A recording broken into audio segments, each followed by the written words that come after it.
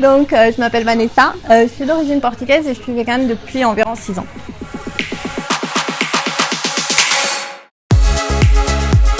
Donc, par choix, pour des raisons éthiques, premièrement. Après, ça a un peu switché sur l'écologie et sur la santé.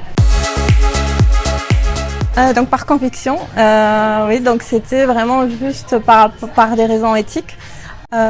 Mais après, donc, il y a eu le bonus, donc la santé. Donc, sans forcément trop m'informer, j'ai commencé à sentir les bienfaits du régime végétalien. Et après aussi le côté écologie qui est venu par après. Donc j'étais toujours anémique, donc je devais prendre des suppléments. Et donc là c'était un point où souvent on se dit que dans un régime végétalien on va avoir un manque de fer. Et en fait ça a fait l'effet inverse. Donc maintenant j'ai même plus besoin de prendre des suppléments. Je sais ce qu'il faut manger ou quels produits végétaux ont du fer. J'ai plus ce souci d'anémie. Là, les deux, c'est difficile de faire le choix.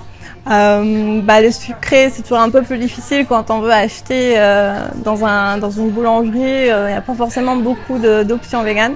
Sauf là, en ce moment, chez Cocotte, il y a pas mal d'options.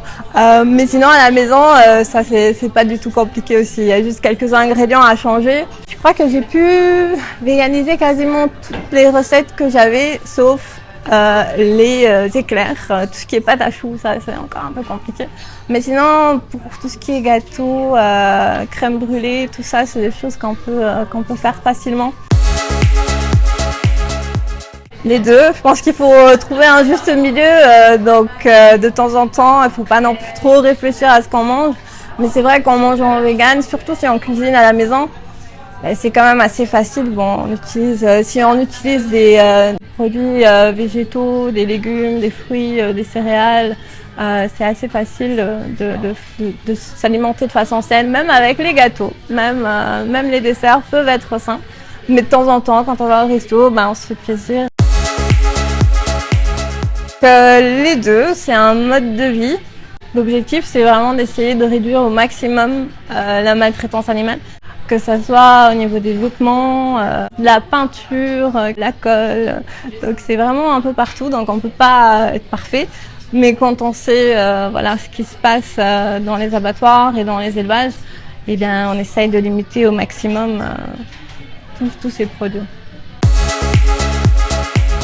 Toujours, parce que je pense pas que je vais trouver une raison pour ne pas l'être. On réalise que c'est pas si compliqué que ça. Et c'est en fait une question d'habitude. Je pense que comme dans tout dans la vie, quand on change une habitude, ça peut être un peu difficile au début. Mais après ça devient la norme. Donc je vois pas de raison pour changer. Ça peut paraître compliqué si on veut tout faire en même temps. Mais je pense que si on fait un petit pas, si on commence doucement à, par exemple, enlever les produits laitiers ou les produits, la viande, donc je pense que ça peut, faut le prendre pas à pas et pas essayer de tout faire d'un coup, sinon effectivement, ça serait un peu compliqué de tout faire en même temps. Le plus compliqué, je pense que c'est effectivement quand on va dans des restaurants qui n'ont pas forcément des options véganes. Ou vous voyez, quand on va manger chez quelqu'un, c'est toujours un peu le stress. Il y a le Snack in Joy par exemple, où il y a pas mal de fast-food qui est vraiment sympa. Ou sinon le Nirvana Café aussi, qui fait de la cuisine indienne, qui est vraiment sympa.